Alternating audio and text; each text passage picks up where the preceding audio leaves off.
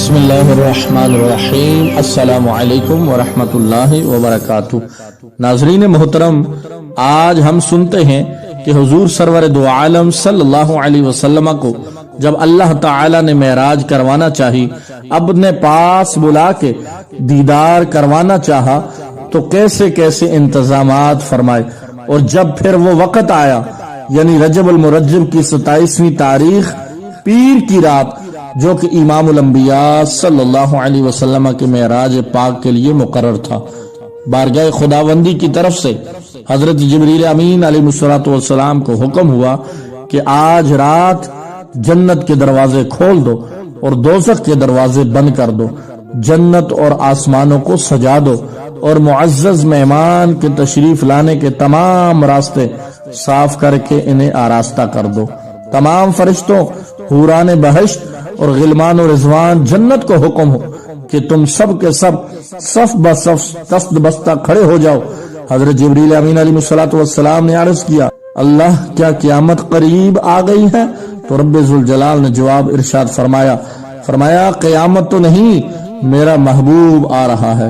پھر حکم ہوا، اے فرشتوں، سب کے سب اپنی ڈیوٹیاں چھوڑ دو، اے حوران جنت، اے غلمان و رضوان، اے سدرہ کی بلندیوں میں بسنے والے، اپنے اپنے مقام کو چھوڑ کر میرے محبوب کے استقبال کے لیے کھڑے ہو جاؤ۔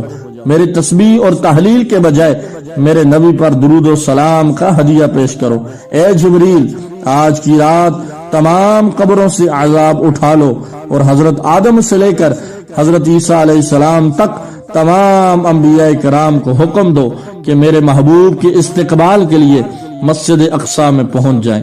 جب تمام انتظامات مکمل ہو گئے، آسمانوں کو اچھی طرح سجا دیا گیا، والی کائنات صلی اللہ علیہ وسلم کے تشریف لانے کے تمام راستے عطر و لوبان سے معطر کر دیے گئے، اور سب کے سب حضور سرور دو عالم صلی اللہ علیہ وسلم کے تشریف لانے والے راستے پر صفیں باندھ کر آپ کا راہ تکنے لگے۔